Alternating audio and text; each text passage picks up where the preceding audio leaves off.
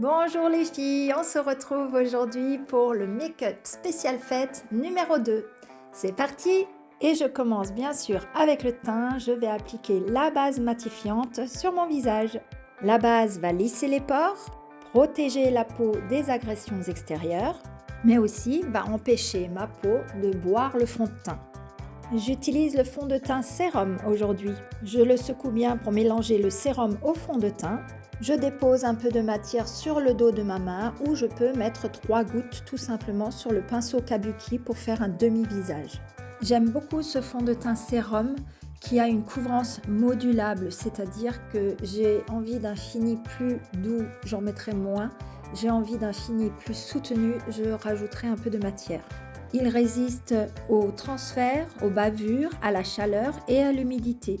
Sa finition est semi-mat, naturelle et il convient très bien aux peaux sèches. Si vous avez des cernes sombres sous les yeux, je vous conseille d'appliquer un tout petit peu de correcteur d'une teinte plus claire.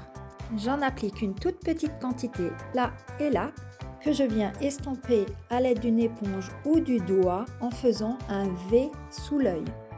Attention, il faut bien tapoter et non étaler, l'étalage marquerait beaucoup plus les rides. Il faut maintenant fixer ce correcteur, il ne me reste vraiment pas beaucoup de poudre. J'en mets un peu dans le capuchon et à l'aide de la même éponge ou du pinceau kabuki, je viens effectuer des pressions pour que la poudre fixe mon correcteur et lisse mes ridules. Je poudre aussi un peu tout le visage pour fixer et matifier le teint. Pour structurer le visage, je vais appliquer de la poudre bronzante dans le creux de ma joue. On n'a pas besoin d'en mettre beaucoup, je remonte sur les tempes, sur le front et je redescends sous la mâchoire.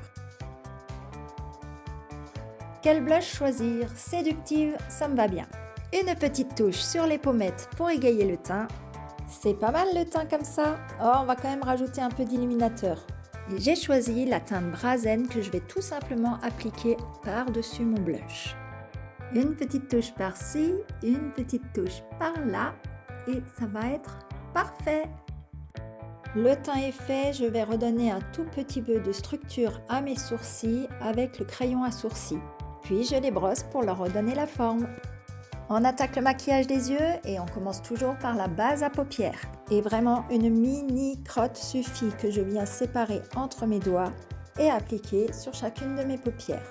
La base est très importante, elle va permettre de fixer le fard, d'intensifier la couleur, mais aussi va empêcher le fard d'aller se loger dans le creux de paupière. Je vais utiliser la palette personnalisée et à l'aide du pinceau Fluffy, je prélève la teinte Astute qui est un nude et je vais venir l'appliquer sur ma paupière fixe. C'est une teinte de transition qui va me permettre ensuite de fondre toutes les teintes entre elles sans démarcation. Puis avec le pinceau repli de l'œil, je prends le fard noir. Je souffle pour enlever le surplus et on va l'appliquer en partant du coin externe de l'œil. On remonte jusqu'au niveau du repli de l'œil en dessinant un V. Et je réitère l'opération jusqu'à ce que j'arrive à la teinte souhaitée. Il vaut mieux en mettre peu souvent que trop une seule fois. Si vous avez les paupières tombantes, n'hésitez pas à remonter un peu sur la paupière fixe pour qu'on voit le fard. Avec le même pinceau, j'en applique en ras de cils inférieur. Et je dégaine ma superbe palette Be Love numéro 3. Ça brille! Avec le pinceau crème, je prends la teinte argentée que je viens déposer sur tout le reste de ma paupière mobile. Je voulais que ça brille, eh bien ça brille! Une petite touche en coin interne de l'œil, obligatoire. Bon, déjà je trouve la lumière pas top, mais la coupe, on en parle? Bref, on va mettre un petit trait de crayon noir à l'intérieur de la muqueuse. Ce crayon est waterproof, totalement adapté et ne va pas faire pleurer les yeux. Le fait de le mettre dans la muqueuse va donner cette sensation de profondeur. On met de l'eyeliner? Mais oui! Les filles, même si vous n'avez pas l'habitude, tentez quand même.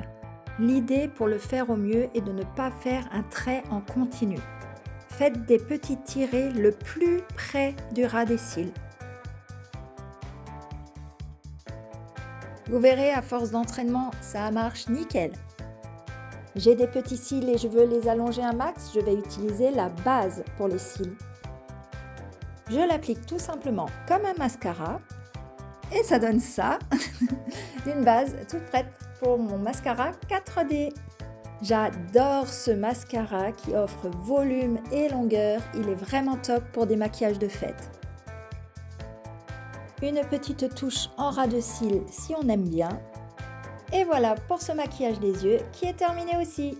On met du rouge sur les lèvres, bien sûr. J'utilise le crayon à lèvres de la teinte Pride. Le crayon à lèvres va éviter que le rouge à lèvres ne file dans les ridules, mais aussi va permettre au rouge à lèvres d'avoir une meilleure tenue. J'ai des lèvres toutes fines, donc je vais tricher un peu et tracer le trait de crayon sur la partie un peu plus claire qui est au bord de mes lèvres. Je griffonne un peu et je termine ce make-up avec le magnifique splash en teinte Red Carpet. Waouh! L'applicateur est top. La couleur, a-t-on besoin d'en parler? Elle est juste magnifique.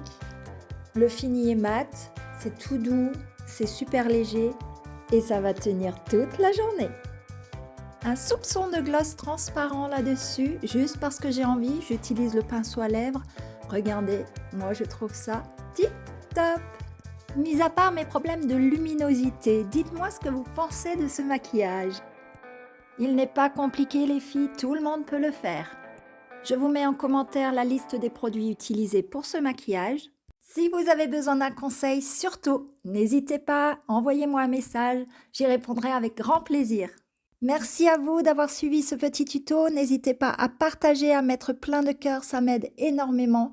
Je vous embrasse, bisous les filles.